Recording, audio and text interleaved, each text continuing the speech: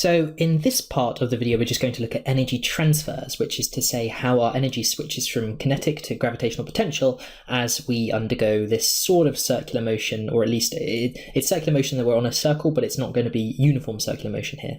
So a good example of this would be a roller coaster section. This is a good example of kinetic to gravitational and back again. So we're going to start with just gravitational. So we're going to imagine, first of all, we're going to ignore this part. I'm drawing the circle to show how this how this is still an arc of a circle we're moving on, but obviously we're not actually going to do the whole loop. So what we're going to do, we're going to ignore that, and we're starting here where the circle is exactly vertical. The tangent to the circle is vertical. I'm going to say that's at a height of h above the bottom, which is what we're going to call our zero gravitational potential here. So we're going to say GPE is 0 here. I'm going to say the person started here, and then they came down to here. And we're going to say started at rest at this point. So here they had v equals 0, and here they've got v of some sort. That's v is going to be their velocity as they move along, velocity v.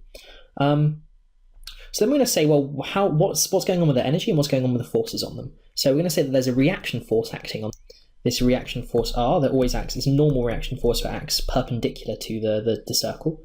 And then there's going to be their weight acting on them downwards, mg. And then we're going to say, well, what is the centripetal force? Well, that's acting towards the center as well. And there's going to be some complicated, what we do is we basically find R is always acting towards the center now, because R is always perpendicular to the circle.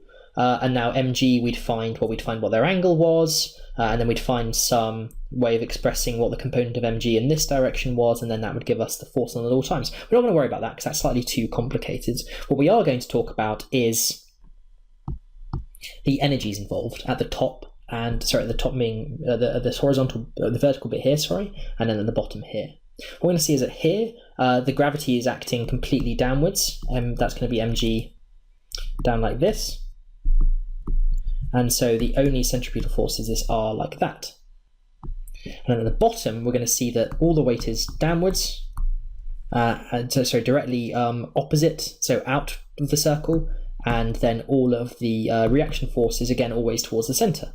So what does that tell us about our centripetal force? Well, we're going to say here, this is going to be point number 1.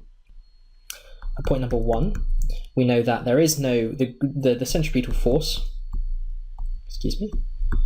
the centripetal force is just R, which is mv squared over R, where R is the radius of the circle. Hey guys, to continue watching this video and unlock hundreds of other super concise and exam board specific A-level physics videos, just click the Snap Revise smiley face. Join me today, and together let's make A-level physics a walk in the park.